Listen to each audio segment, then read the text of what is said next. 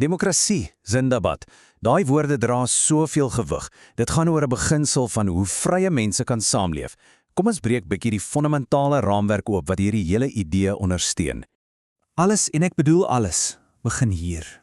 Dis nie 'n geskenk wat van bo afkom nie, dis 'n waarheid wat van onder af opgroei.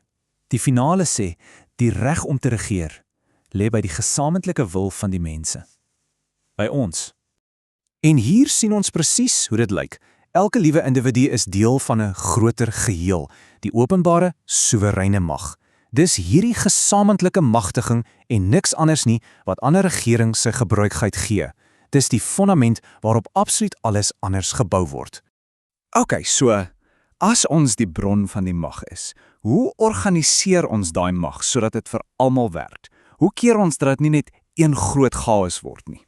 Wel, die antwoord is ons bou 'n stelsel. Die logika hiervan is eintlik doodeenvoudig. Dis 'n duidelike gestruktureerde vloei. Dit begin by die publiek. Dis die bron. Daardie mag word dan gekanaliseer deur instellings en dit vorm die stelsel. En binne daai stelsel word gesag uitgeoefen, nie as 'n reg nie, maar as 'n verantwoordelikheid. Hierdie instellings, jy weet, die regbank, die regering, openbare dienste, hulle is nie ons heersers nie. Nee, ons skep hulle nie om oor ons te heers nie, maar om daai rou kollektiewe mag van ons te organiseer en die gemeenskaplike welsyn te dien. Dink aan hulle as die argitektuur van ons samelewing, die pilare en balke wat alles stabiel hou. En dit bring ons by die absolute kern van gesag. Die mense wat binne hierdie instellings werk, hulle besit nie die mag nie, hulle is bloot die bewaarders daarvan. Gesag is 'n verantwoordelikheid, nie eienaarskap nie. En hier is die punt wat ons regtig moet verstaan. Gesag bestaan om 'n plig te vervul. Om te dien, nie om te domineer nie. Dis 'n funksie wat jy verrig, nie 'n status wat jy besit nie. Hierdie aanhaling slaan die spyker op die kop. Die oomblik wat gesag as 'n voorreg begin gesien word, eerder as 'n toevertrouing, is wanneer die hele struktuur begin kraak. Die vertroue word verbreek. Goed, so hoe verseker ons dat hierdie vertroue nie miskryk word nie? Wel, die stelsel het 'n soort firewall ingebou. Hierdie beginsels: onafhanklikheid, onpartydigheid, aanspreeklikheid. Dit moet werk deur die wet en behoorlike proses, nie deur iemand se persoonlike wil of omdat die skare skree nie. Hierdie reëls beskerm die stelsel teen die ego aan die bokant en die druk van onder. En dit alles lei ons na die een groot idee wat die hele spulletjie bymekaar hou. Die hele struktuur hang aan 'n fyn, maar ongelooflik belangrike balans van kragte. Kyk mooi na hierdie vloei. Dis 'n perfekte sirkel van verantwoordelikheid. Die publiek gee legitimiteit, die instelling sorg vir stabiliteit, en die gesag voer sy verantwoordelikheid teenoor ons, die publiek, uit. Elke deel het 'n rol, en elke deel is afhanklik van die ander. En dis dit. Regtig. Sonder daardie balans is die hele onderneming in gevaar. Dis nie net een deel wat belangrik is nie. Dis die wisselwerking tussen die drie wat 'n demokrasie laat werk.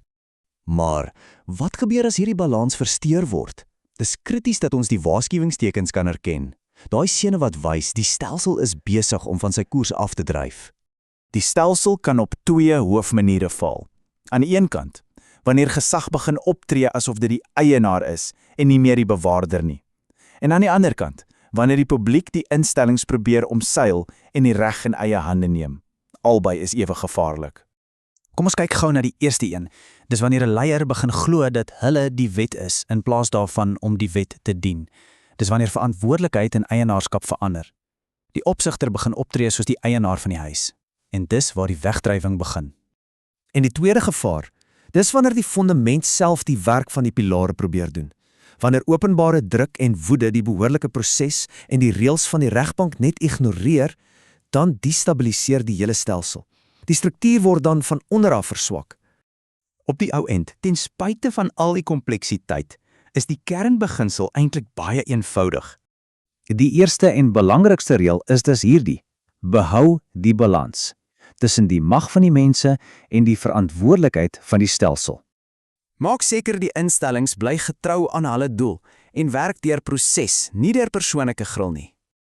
En onthou altyd, hoekom die stelsel in die eerste plek bestaan. Dit gaan oor die mense. Plaas hulle eerste. As daar net een ding is wat jy moet onthou, laat dit hierdie mantra wees. Dit som die hele raamwerk in een sin op. Die publiek is die bron, instellings is die stelsel, En gesag is 'n verantwoordelikheid, nooit ooit eienaarskap nie. Demokrasie. Zindabad. Lank lewe die demokrasie.